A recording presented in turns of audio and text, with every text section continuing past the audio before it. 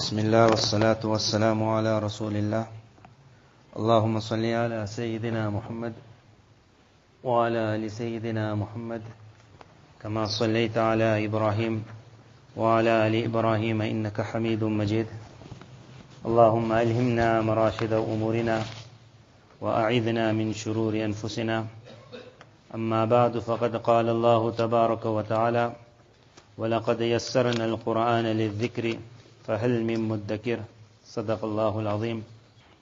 This will be a very short, we don't want to call it a bayan, it is just a few points to the people of Qur'an. May Allah Tabarak Ta'ala make it beneficial for myself, for every one of us. Let it live with us in the month of Ramadan, these advices, and may these advices benefit us even after the month of Ramadan.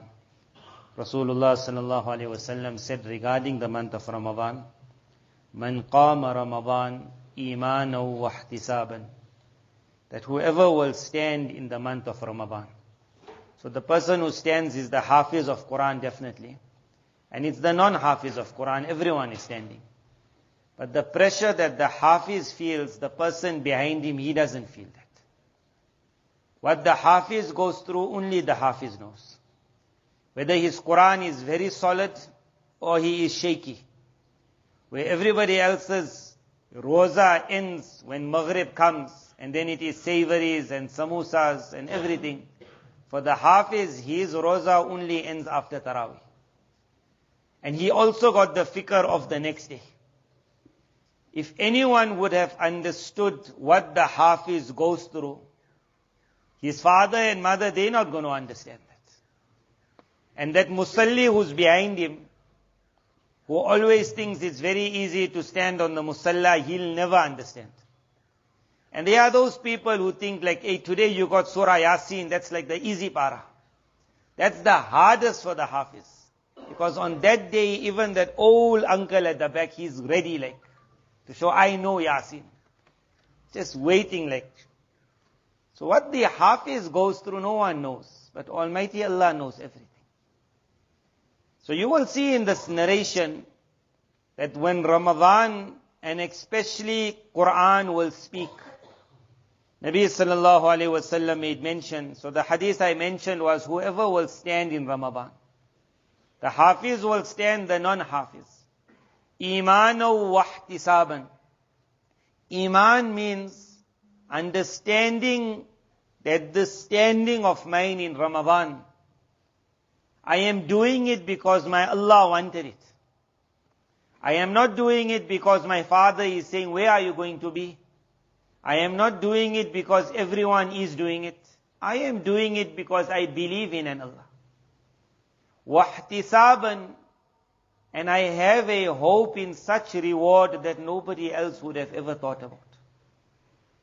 Many a time when Ramadan comes, it's just understood that this is part of Ramadan. So in the class it's divided, you will be reading this, you will be reading that. If a person can just think of even one reward, Rasulullah sallallahu alaihi wasallam said just his standing will ensure that all his previous sins will be forgiven. غُفِرَ لَهُ مَا تَقَدَّمَ مِنْ ذَنْبِهِ. Whatever has passed will all be wiped away. So what reward will we think about? Whether it's the Hafiz or the non-Hafiz. I'm sure you all saw the calendar when it comes out. For some reason, man's nature is as soon as the calendar comes, he'll look at Isha time. And then immediately he'll work out like, okay, what time I'll get home after Tarawih. That's like, what time Roza will end, that's the one. Then he says, this year it's a little easier. And then he'll look, where is Isha early?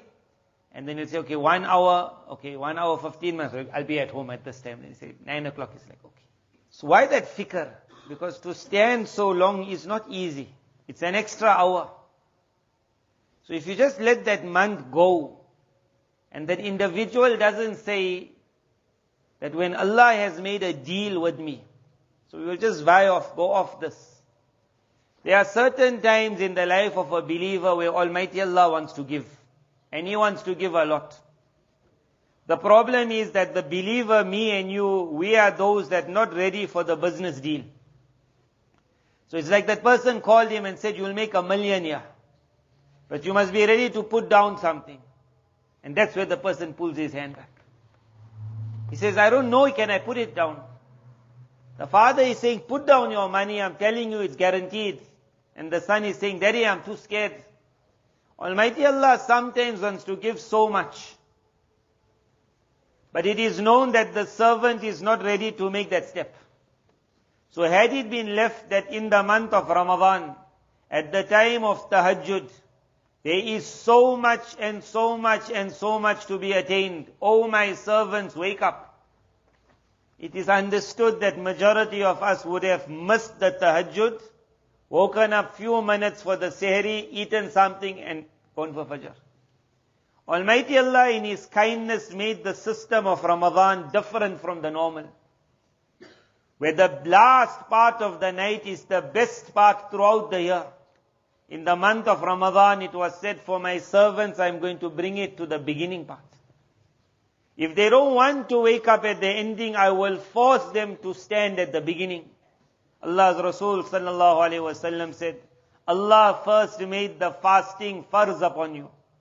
The normal law would have been, fasting is not easy. So once you read Maghrib, it's supposed to be saying, you like a musafir, you.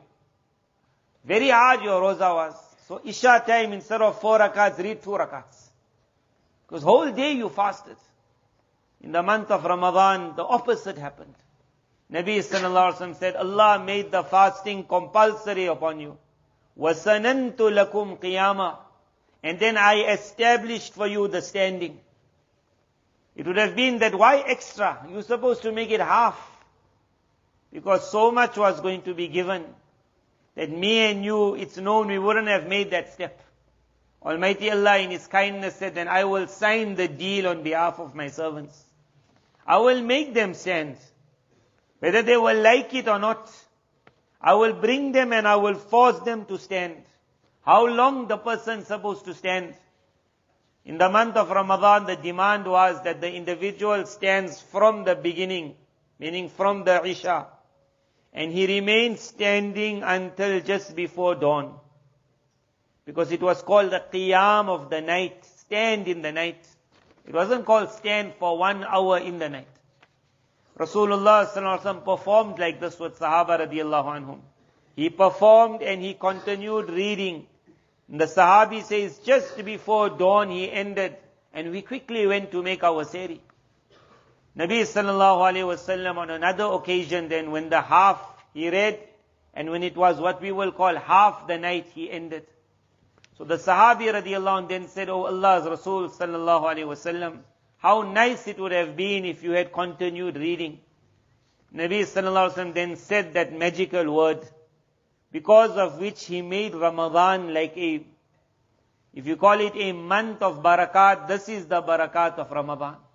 This is the virtue of the Tarawih. One sentence. He said that individual who will stand behind the Imam until the Imam completes his salah, Allah will write for him the reward as though he has stood the entire night in Ramadan. That was that honor. For that 1 hour now, what was going to be written, the whole night was going to be written. On the day of Qiyamah, Rasulullah sallallahu alaihi wasallam now mentioned that the deal has been made. The individual never want to sign, Almighty Allah signed it. The hours were supposed to be given that you work from 8 to 5. The boy said, I don't know whether I'll manage. The father said, just sign it. Because he understood that there is bonus times at the moment. That I just need you to open up shop 8 o'clock, 9 o'clock, you can go home, don't worry. Somebody else will carry on working. At the end of the month, I will pay you from 8 till 5. This was a bonus job that was given in Ramadan. When you stand in Ramadan and you see that extra 5 minutes that Imam taking sometimes, then don't become too upset, because understand Allah is paying for the whole night. He's not paying for that extra 5 minutes.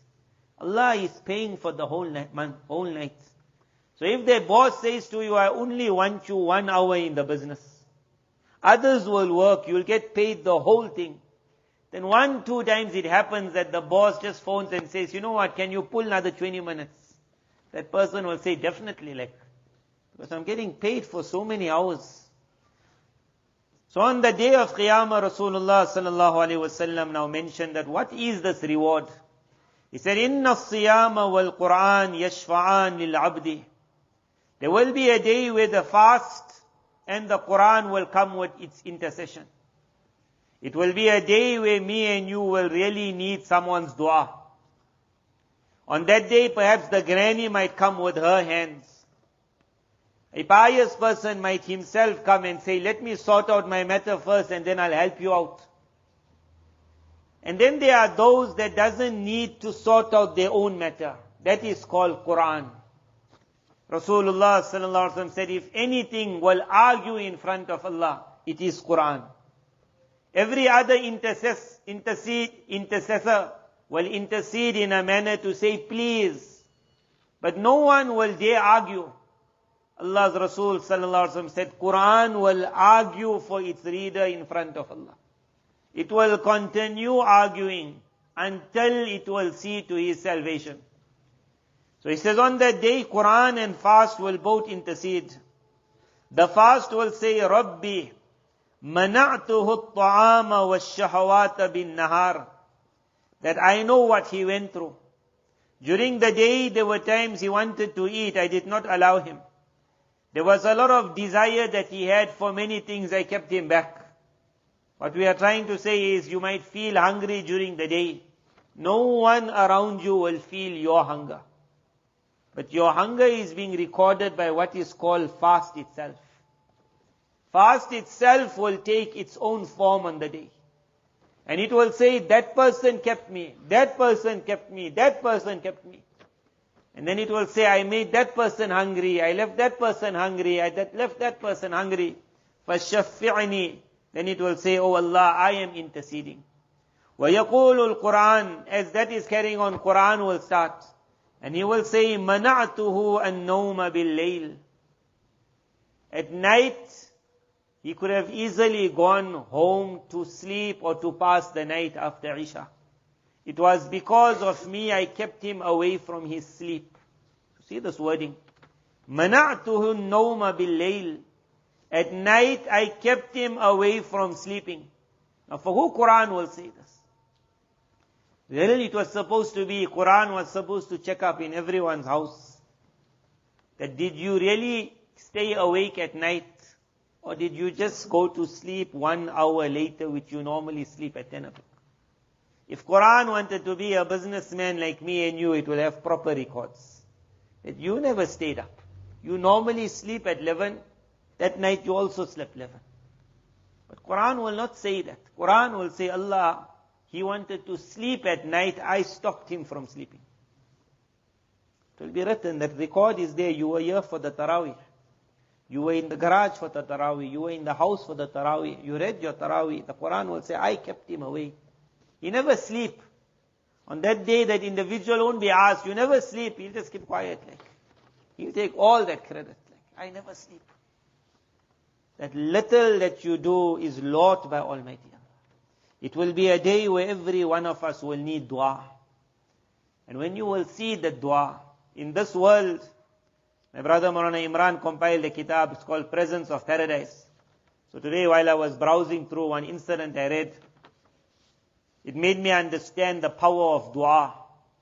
At the moment that you'll meet a person and say, make dua for me. Or you will do something to someone and you say, the person say, how can I thank you? You say, just make dua. And normally it's like that, and whether the man even makes dua, you'll hardly ever know. So this individual who's narrating the story, he says that he had a dream. In the dream he was told that he was from Saudi Arabia, so in the dream he sees a phone number.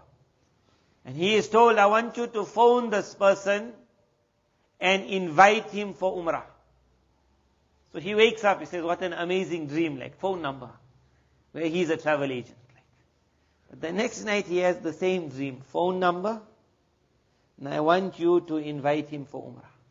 So now he starts so he goes to the alim of the masjid, he says to him, if you see the same dream third time, then I really feel you should remember that number. Write it down as soon as you wake up. Phone that man And since you were told invite him means invite him on behalf of Allah, so you rather pay for his umrah also. So for that person it was like, if it's a message from Allah, why not? So he phones. And he says to the person that, I had a dream. And in the dream I saw I must take you for umrah. So normally if someone phones us and says that, we will say like, Alhamdulillah. That person laughed. That person laughed. And he never laughed in a happy manner, he laughed in a mocking manner. And he says, my friend, for years I have not performed salah. You want me now to come for umrah? I have not even performed salah. So this person was like shocked. Now he's thinking of the dream. So he says, I don't know about you. I don't know anything about you. I got one job to fulfill. Please, no matter what, whoever you are, please, I will send you money. So finally the man agreed that I don't know all this umrah business. You will come to where I am. He was in Riyadh. You will take me from my house for umrah. You will show me everything to do. And you will bring me back home also. If you agree with everything and I will not spend one, what you call riyal or cent or whatever, the man agreed. So he went. When he came to the house, however, he was not like what he expected, it was not that. Then he understood why the man laughed. He found a drunkard. When he came there, he found a drunkard. So he was really feeling that, is it worth it? But because of the dream, he put the person, he took him, he traveled with him. On the way, he explained to him what you will do, and they went through the whole thing. They completed the umrah, then they went to cut their hair. After cutting the hair, the man then looked at him, and he said, just before calling the taxi, I want to read 2 more rakats. He says, because I don't know if ever I'll get the chance to come here again. Now imagine he's in Riyadh. You might just say, just take one taxi. What? He said, I don't know if I'll ever get the chance. So he goes in sajda. And then this man is waiting. And the man told him, read to your heart's content. He even said that. But now when that person is reading, he's not coming up from the sajda. So he's wondering now, I told him read to your heart's content, but I never been so long. So he waited, he walked around, he started making a noise. And then he thought something is not right, and he went and he shook the person, so that person passed away. He passed away. So the individual says, while his ghusl was taking place, I saw them bringing zamzam for him also. So one word went on my tongue that, Allah, this is really a death like. Make my death like this. Because this is a death like. He said, in the haram, so then obviously in the haram, and all those people then performed the salatul janazah, then they buried him. So now he went back home, he thought about it for a while, he said that this is like too amazing. Like, phone number in the dream. Phone number. So he goes now to visit the person who passed away, his wife, the widow. And after the visit and to say that whatever happened and I saw how he passed away, he says, I would like you to tell me, like, there must be something in this man that got his phone number in my dream. Like. So this woman says that I know at night he would sleep with the bottle. So that was his last sip at night. And in the morning, as soon as he would wake up, it was his first sip. So if you wanted a drunkard, this was the drunkard. Many, many years ago, he stopped all his salah. And zakat, I don't think there was any talk of it. So there's not much I can tell you about him. She says, if anything really comes to my mind is one thing, that at night when he would come home, then he would pass sometimes by a house of a widow. So she had a few small children. Because he knew that she's in need, sometimes when he was buying groceries for us, he would also make one parcel and drop it by her door.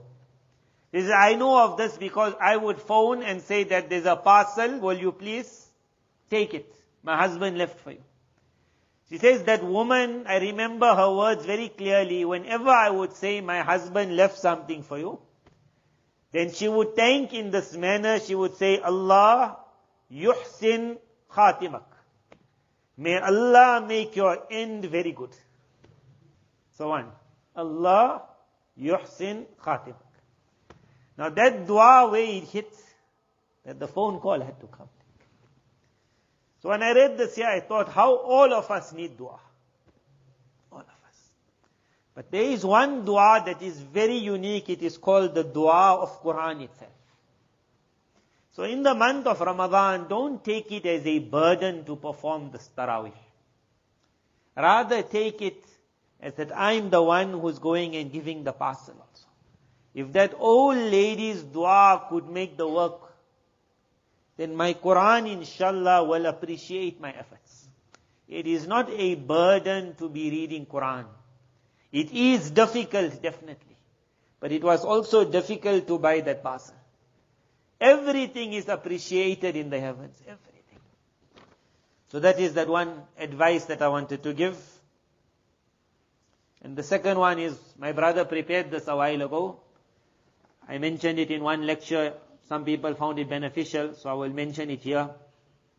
Abdullah bin Mas'ud radiallahu anh gave some advice. This is for the people of Qur'an, and even the one who is not hafiz of the whole Qur'an. These are certain verses which you are supposed to know. But if you don't know it by heart, then my brother had some copies made.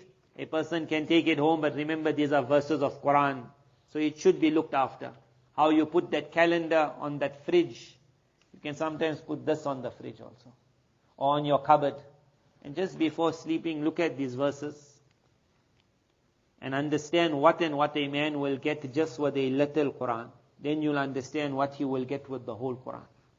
Abdullah bin Mas'ud radiallahu anh said, there are 10 verses, meaning 10 verses I'm asking from you. If you can read those 10 verses, then you will get whatever you want after it. 10 verses. Then he explained the 10 verses. He said, whoever will read 4 verses of the beginning of Surah Baqarah. So in our Quran it will come out to 5 verses, but for him it was 4 verses. So we start Alif Lam Mim Dhalikal Kitabu La Rayba Fi. So the Hafiz of Quran, these 10 verses are very good for Ramadan and after Ramadan. Because one of the virtues of these 10 is the man who will read these 10, he will not forget his Quran. Now all of us want that one. Not forget Quran will have 2 meanings. One is the meaning me and you want, like that after I read these 10 verses, I don't have to go for door after this anymore. Like finished. That was never intended. I had one friend whose Quran was like this solid. So he whole year would not read Quran. And just 1 month before Ramadan, he would call another friend and say, let's make door. And he would start reading 3 paras, that one would read 3 paras, and then they would finish their khatam and say, right, we're ready. When I used to see that, I used to be very impressed, and that time I used to sometimes say, I wish my Quran can be like this. That was the wrong dua. And I thank Allah, Allah never accepted it like that. That if your Quran is so solid, that you find no need to read Quran during the year, then that solid Quran is not a gift from Allah, it's a punishment. Because the purpose of Ramadan and Tarawih and this worry is that the individual remains engaged with Quran till the ending. That he never lets it go. He's always worried. He always sees this camel of his, it's just going away. And then he's running behind it. An individual who finds his Quran weak, and he finds it out of reach also, and whole life he works to bring it back. How he does it? He just reads Quran. He already says, if I go any more his class, even the ustad of the class is tired of me now. So what he does, he just reads. He says, my Quran, now I'm going to read and say, Allah, I went behind my camel. It had slipped away from me. But I continued going behind it. So he just carries on reading. Every day he reads quarter, he reads half. That individual will never be questioned why he forgot his Quran. He will be called a man who never forgot his Quran. The individual who stops reading Quran, he is one whose camel is gone. Even if he says in Ramadan time, I'll call it back. His Quran is gone. He will not have the benefit of Quran during the year. The protection it will offer. Pushing away the jinnat it will offer. Making his stages go higher and higher. He'll lose it all. Almighty Allah in His kindness put that clause that don't forget Quran. So that we continue going behind. So that one that we all want, never forget Quran. it won't mean that you don't have to read. It means this 10 verses will keep you engaged with Qur'an. 10 verses. So the first is Alif Lam Mim Dhalikal Kitabu La Rayba Fihi wa Ulaika Humul Muflihun. That one is such that even the very, very kacha, that first page of Qur'an, he's like a master in that one. So that one you're not going to have a problem. So that is going to be 4 verses. Thereafter Ayatul Kursi will come, and the 2 verses that will come after Ayatul Kursi. Which means that after Ayatul Kursi comes La Ikraha Fid Din, until the end where the ruku is in our Quran, right at the bottom, second last line. So there are 2 verses. Normally the weak Hafiz also, once he gets his Ayatul Kursi right, he knows he's got 2 verses left. And for the one who's not Hafiz of the whole Quran, it's not hard just to learn or to just have it and to read it. So now you got your 4 verses at the beginning. Ayatul Kursi is your 5. And then you got 2 verses extra, 6 and 7. Now we're looking for 3 more verses, the end of Surah Baqarah. We know Amana Rasulu, just before that starts Lillahi ma fis samawati. So the end of Surah Baqarah. He has read 10 verses at night. Abdullah bin Mas'ud radiallahu anh said, whoever will read 10 verses of Surah Baqarah in the morning, number 1, lam yaqrabhu wala ahlahu yawma idhin shaitan. On that day, the devil or a devil will not come close to him, and it will not approach his family. Lam yaqrabhu wala ahlahu yawma idhin shaitan. A devil on that day will not come close to him, it will not go close to his family. Me and you all heard of Umar radiallahu anh, and we always said, I wish I was that man. Nabi sallallahu alaihi wasallam said, Umar is that man. As soon as he walks on a path, when the devil sees him, the devil walks on another path. And everyone said, amazing. Now you want to be the Umar of the era. Now you read this here. No devil will approach you and neither your family for that day. So you read your 10 verses and now for that day you are the Umar. The only thing is you don't go look for the devil. Problem is today's time, the devil is not coming. That individual says, where is he? So no message is coming, no message. She hasn't sent the message, she's making tawbah. She already told you, this is the end, Ramadan is coming, let's cut it off. You also said, yeah, very good, it's not right what we're doing. And after 3 days you think, I wonder how long she'll last. But she's lasting. And then finally the man says, no, I must ask her, how you doing? And it starts again. So the devil is not going to come to you. Don't go looking for the devil. In the month of Ramadan, people's desires go down. It breaks. But still then in the month of Ramadan, that one who wants something to happen evil, he goes looking for it. The devil will not come close to him and his family. وَلَا شَيْءٌ يَكْرَهُهُ. Something that he dislikes, that will not hit him in that day. Allah will save him from things that he doesn't want to see. وَلَا يُقْرَآنْ عَلَى مَجْنُونَ. These 10 verses, even if it's read on a man who is losing his mind. In today's time, losing the mind could be of many things. We call it a zombie. It's that individual who started with that phone, or with that computer, or in today's time with the metaverse. And he's gone so deep, that he lost his mind. We reached where we reached with computers. In the next few years, we will see something called metaverse, that says, let's go into another universe. That metaverse will make many people mad. It will take them out of their minds.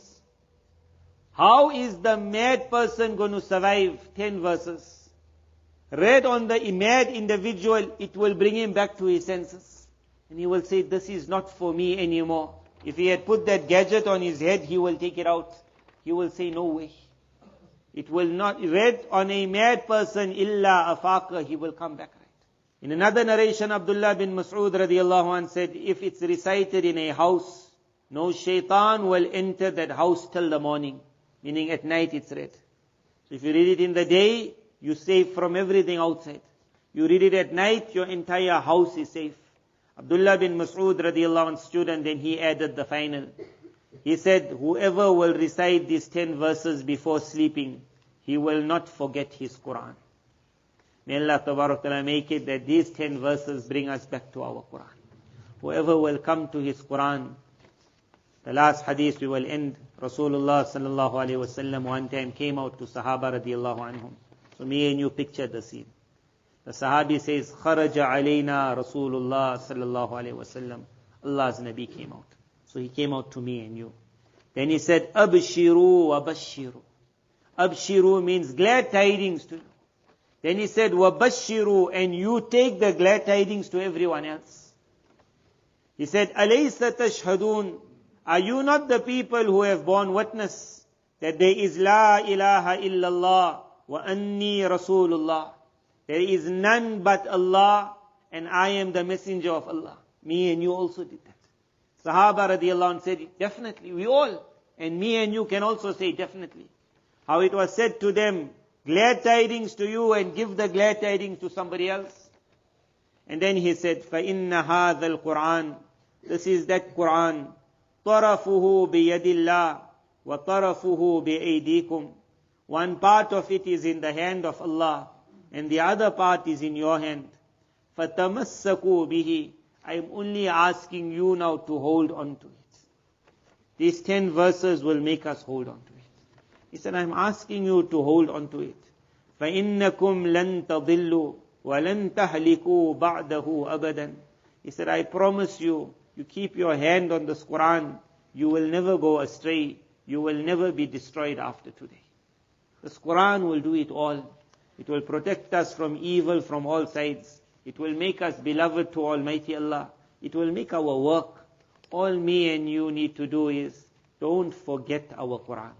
Don't forget Qur'an doesn't mean that we are able to read it in such a manner I don't have to open my Qur'an. Don't forget Qur'an means don't forget me and you are the people of Qur'an. A man who forgot he's married, he is the man who doesn't send a message. He forgot. Me and you can't forget we are the people of Qur'an. So when the night comes, it can't happen that today I forgot to read. It is like that individual who forgot he's married.